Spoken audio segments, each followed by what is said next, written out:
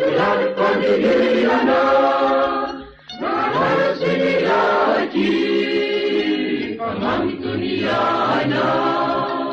ilinda similamina, ismang tulu, rabakanizani, ismang samiyani, Kristi nukedana nasuan kawati, Eja, Kristi nukedana nasuan kawati, Mirasa pikayane,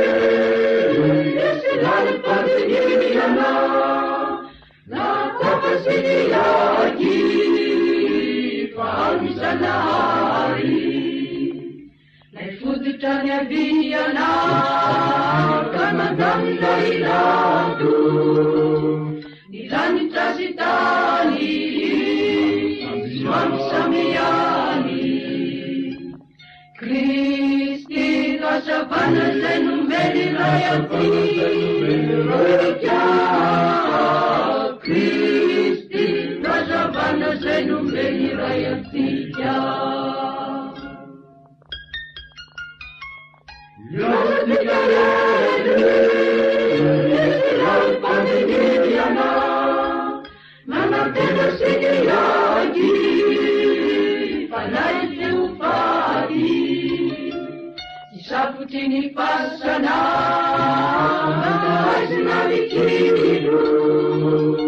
kaapakamitai,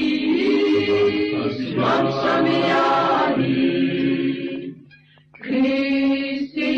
Aina sadi sana tawati, Raja, Kristi, tena aina sadi sana tawati,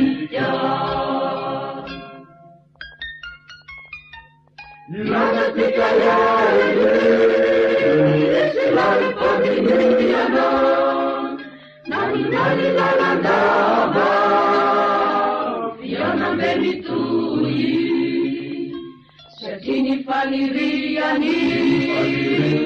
sarabena kavi, lepita wapuni, imam samiyani, Kristi lanambara kanirai nungagati,